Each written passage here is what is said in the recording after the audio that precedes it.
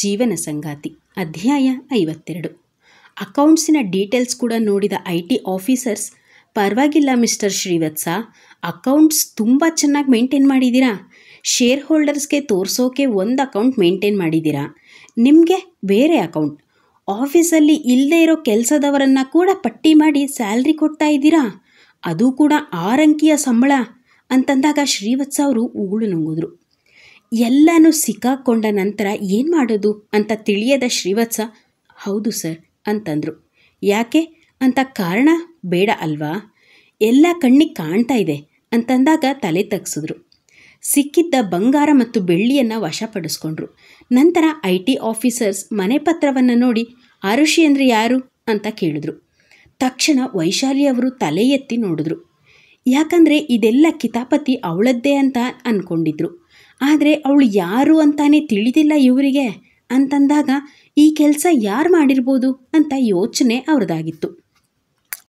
Sir, ಅವಳು ನನ್ನ ಡ್ಯಾಡ್ನ ಮೊದಲನೇ ಹೆಂಡತಿ ಮಗಳು ಅಂತಂದ್ಲು ಅನನ್ಯ. ಓಹ್, ಹಾಗಾದರೆ ಈ ಮನೆ ಅವ್ರಿಗೆ ಸೇರಬೇಕು, ಇದು ಅವರಜ್ಜಿ ಅವರ ಹೆಸರಿಗೆ ಮಾಡಿದ ಮನೆ ಅಂತಂದರು.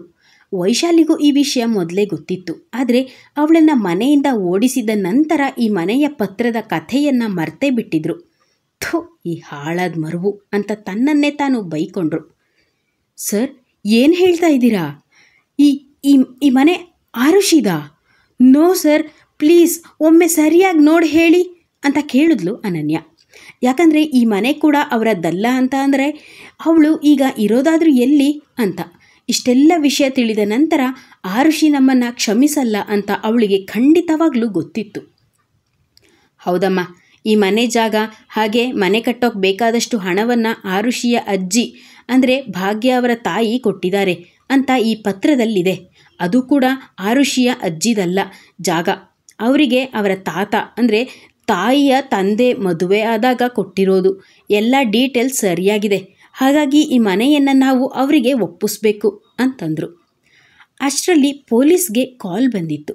ಆಗ ಇನ್ಸ್ಪೆಕ್ಟರ್ ಸ್ವಲ್ಪ ದೂರ ಹೋಗಿ ಇಲ್ಲಿ ನಡೆದ ವಿಷಯವನ್ನು ತಿಳಿಸಿ ಅವರಿಬ್ಬರನ್ನು ಅರೆಸ್ಟ್ ಮಾಡಿ ಸ್ಟೇಷನ್ಗೆ ಕರ್ಕೊಂಡು ಬರ್ತೀನಿ, ಆರುಷಿ ಅವರನ್ನು ಕರ್ಕೊಂಡು ಬನ್ನಿ, ಅವರ ನಿರ್ಧಾರವೇ ಅಂತಿಮ ಅಂತಂದಾಗ ಅಲೋಕ್ಗೆ ತನ್ನ ಒಂದು ಐಡಿಯಾದಿಂದ ಆರುಷಿ ತಾಯಿಯ ಸಾವಿಗೆ ನ್ಯಾಯ ಸಿಗುತ್ತೆ ಅಂತ ತಿಳಿದಿರಲಿಲ್ಲ ಅವನಿಗೂ ಕೂಡ. ಸರಿ, ನಾನು ಈಗಲೇ ಬರ್ತೀನಿ ಅಂತ ಕಾಲ್ ಕಟ್ ಮಾಡ್ದ ಅಲೋಕ್. ಮನೆ ಒಳಗಡೆ ಬಂದ ಇನ್ಸ್ಪೆಕ್ಟರ್ IT ಆಫೀಸರ್ಸ್ ಹತ್ರ ಏನೋ ಮಾತಾಡಿದ್ರು. ನಂತರ ನಮ್ಮ ಡ್ಯೂಟಿ ನಾವು ಮಾಡಿದ್ದೀವಿ ಸರ್, ಈಗ ನಿಮ್ಮ ಕೆಲಸ ನೀವು ಮಾಡಿ, ನಾವು ಕೂಡ ಸ್ಟೇಷನ್ಗೆ ಬಂದು ಇದರ ಬಗ್ಗೆ ಇತ್ಯರ್ಥ ಮಾಡಿಕೊಂಡು ಹೊರಡಬೇಕು ಅಂತ ಅಂದರು. ಓಕೆ ಸರ್ ಅಂತ ಹೇಳಿದ ಪೊಲೀಸ್ ಅನನ್ಯ, ಶ್ರೀವತ್ಸ ಮತ್ತು ವೈಶಾಲಿ ಮೂವರನ್ನು ಸ್ಟೇಷನ್ಗೆ ಕರ್ಕೊಂಡು ಹೋದರೆ IT ಆಫೀಸರ್ಸ್ ಮನೆಯ ಬೀಗ ಹಾಕಿ ಅವರು ಕೂಡ ಸ್ಟೇಷನ್ ಕಡೆಗೆ ನಡೆದ್ರು. ಆರುಷಿಗೆ ಮನಸ್ಸು ಸ್ವಲ್ಪ ಹಗುರಾಗಿತ್ತು. ಎಲ್ಲರೂ ಒಟ್ಟಿಗೆ ಕೂತು ಊಟ ಮಾಡಿದ್ರು. ರೂಮಿಗೆ ಹೋದ ಆರುಷಿ, ನಾವು ಎಷ್ಟೇ ದೊಡ್ಡವರಾದರೂ ನಮ್ಮ ತಾಯಿ ಸ್ಥಾನದಲ್ಲಿ ನಿಂತು ಅವರಂತೆ ಯೋಚಿಸೋಕೆ ಬುದ್ಧಿ ಹೇಳೋಕೆ ಯಾರಿಗೂ ಆಗೋದೇ ಇಲ್ಲ. ನನಗೂ ಈಗ ಗೌರಮ್ಮ ಬಂದು ಸಮಾಧಾನ ಮಾಡಲಿಲ್ಲ ಅಂತ ಅಂದಿದ್ರೆ ನಾನಿನ್ನು ಅಲೋಕ್ ಸರ್ ಮೇಲೆ ಕೋಪ ಮಾಡಿಕೊಂಡೇ ಇರ್ತಿದ್ದೆ ಅಂತ ಅಂದ್ಕೊಂಡ್ಳು. ಅಷ್ಟರಲ್ಲಿ ಆರುಷಿಯ ಮೊಬೈಲ್ ರಿಂಗ್ ಆಯಿತು. ಮೊಬೈಲ್ ನೋಡಿ ನಸು ನಕ್ಕವಳು, ಈ ಸರ್ಗೆ 100 ವರ್ಷ ಆಯಸ್ಸು ಅಂತ ಅಂದ್ಕೊಂಡು ಕಾಲ್ ರಿಸೀವ್ ಮಾಡಿ ಕಿವಿಗಿಟ್ಲು. ಆ ಕಡೆಯಿಂದ ಬಂದ ಮಾತುಗಳಿಗೆ ಕಿವಿಯಾಗಿದ್ಲು ಅಷ್ಟೇ. ಕಣ್ಣಿಂದ ನೀರು ಧಾರಾಕಾರವಾಗಿ ಹರಿತಾಯಿತ್ತು. ಆದರೂ ಸುಧಾರಿಸ್ಕೊಂಡು ನಾನು ಬರ್ತೀನಿ ಅಂತಂದ್ಲು. ಸರಿ, ಈಗ ನಾನು ನಿಮ್ಮ ಮನೆ ಹತ್ರ ಬರ್ತಾಯಿದ್ದೀನಿ, ಒಟ್ಟಿಗೆ ಹೋಗೋಣ ಅಂತ ಹೇಳಿದಾಗ ಸರಿ ಅಂತ ಕಾಲ್ ಕಟ್ ಮಾಡಿ ಹೊರಗೆ ಬಂದವಳು ಗೌರಮ್ಮ ಅವರ ಹತ್ರ ಅಲೋಕ್ ಆಡಿದ ಮಾತುಗಳನ್ನು ಹೇಳಿ ವಿಷಯವನ್ನು ತಿಳಿಸಿದ್ಲು. ಹೌದಮ್ಮ, ನೋಡು, ನೀನು ಒಳ್ಳೆತನ ನಿನ್ನನ್ನು ಕಾಪಾಡ್ತು, ಹಾಗೆ ನಾನು ಬರ್ತೀನಿ ನಿನ್ನ ಜೊತೆ ಅಂತಂದರು. ಅಷ್ಟರಲ್ಲಿ ಅಲೋಕ್ ಕೂಡ ಬಂದು ಕಾಲ್ ಮಾಡಿದ್ದ. ಈಗ ಅವನಿಗೆ ಮನೆಗೆ ಹೋಗೋವಷ್ಟು ಸಮಯ ಇರಲಿಲ್ಲ. ಆರುಷಿ ಜೊತೆ ವಿಭಾ ಮತ್ತು ಗೌರಮ್ಮ ಇಬ್ಬರೂ ಬಂದರು. ಅವರನ್ನು ನೋಡಿದ ಅಲೋಕ್ ನಮಸ್ತೆ ಅಮ್ಮ ಅಂತ ಕೈ ಮುಗಿದ.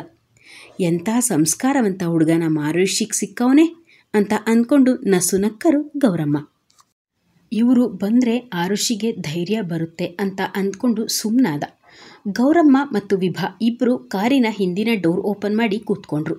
ಆರುಷಿಯು ಅಲ್ಲಿಗೆ ಹೋಗುವಷ್ಟರಲ್ಲಿ ವಿಭಾ ದೊಡ್ಡ ಕಣ್ಣು ಬಿಟ್ಟು, ಆಶಿ, ಅಮ್ಮನಿಗೆ ಸ್ವಲ್ಪ ಜಾಗ ದೊಡ್ಡದಾಗಬೇಕು, ಸೊ ನಿನ್ನ ಮುಂದೆ ಕೂರು ಅಂತಂದ್ಲು. ವಿಧಿ ಇಲ್ಲದೆ ಮುಂದೆ ಅಲೋಕ್ ಪಕ್ಕವೇ ಕೂತ್ಲು ಆರುಷಿ. ಕಾರ್ ಸ್ಟಾರ್ಟಾಗಿ ಸ್ಟೇಷನ್ ಕಡೆ ಹೋಯಿತು.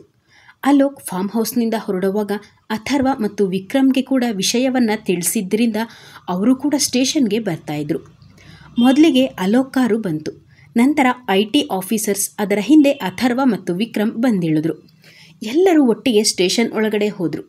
ಅಲ್ಲಿ ಒಂದು ಬೆಂಚಿನ ಮೇಲೆ ಬೇಡಿ ಹಾಕಿ ದಂಪತಿಗಳನ್ನು ಕೂರಿಸಿದ್ರು. ಅವರನ್ನು ಕಂಡಿದ್ದೇ ಆರುಷಿಗೆ ಕೋಪ ಉಕ್ಕಿ ಬಂತು. ಆದರೂ ಅದನ್ನು ಕಂಟ್ರೋಲ್ ಮಾಡಿಕೊಂಡು ಪೊಲೀಸ್ ಕಡೆ ನೋಡಿದ್ಲು. ಇವರೇನಾ ಆರುಷಿ ಅಂದರೆ ಅಂತ ಅಂದಾಗ, ಹೌದು ಅಂತ ಹೇಳೋ ಮೊದಲೇ, ಹೌದು ಸರ್, ಇವರೇ ಮಿಸಸ್ ಆರುಷಿ ಅಲೋಕ್ ರಾಜ್ ಅಂತಂದ. ಆ ಮಾತುಗಳನ್ನು ಕೇಳಿದ ಆರುಷಿಗೆ ಮೈಯೆಲ್ಲ ಏನೋ ಒಂಥರ ಕರೆಂಟ್ ಪಾಸಾದ ಅನುಭವವಾಗಿ ಅವನ ಮುಖವನ್ನೇ ನೋಡ್ತಾ ಇದ್ಲು. ಅವಳ ಕಿವಿಯ ಹತ್ತಿರ ಬಾಗಿ, ಮಿಸಸ್ ಅಲೋಕ್ ಅವರೇ, ಆಮೇಲೆ ಎಷ್ಟು ಬೇಕಾದರೂ ನೋಡಿ ಆಯಿತಾ, ಈಗ ಫಾರ್ಮಾಲಿಟೀಸ್ ಮುಗಿಸಿ ಅಂತಂದ.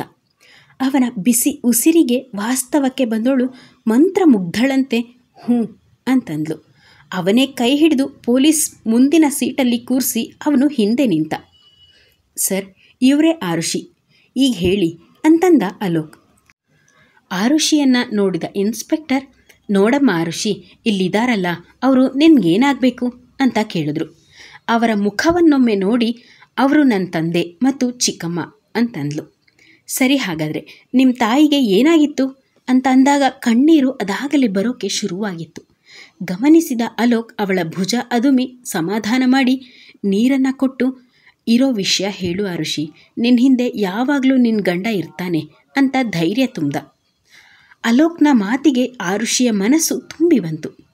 ಇಂತಹ ಹುಡುಗನನ್ನು ನಾನು ಬೇಡ ಅಂತನ್ನ ಅಂತ ಮನಸ್ಸು ಅಂದ್ಕೊಳ್ತು.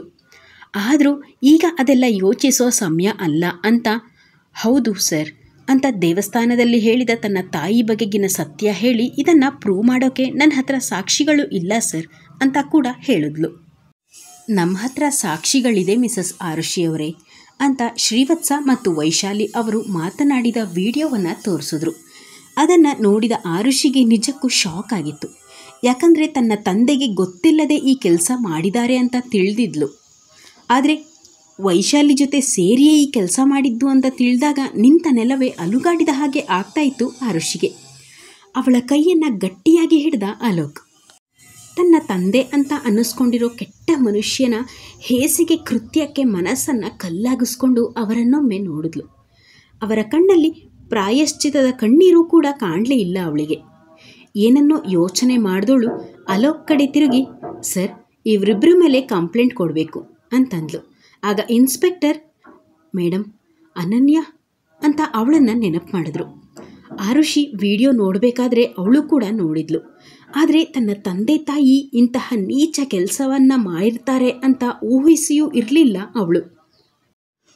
ಆಶಿ ಅಕ್ಕ, ನಂಗೆ ನಿಜಕ್ಕೂ ಈ ವಿಷಯ ಗೊತ್ತಿಲ್ಲ ಅಕ್ಕ ಅಂತಂದ್ಲು.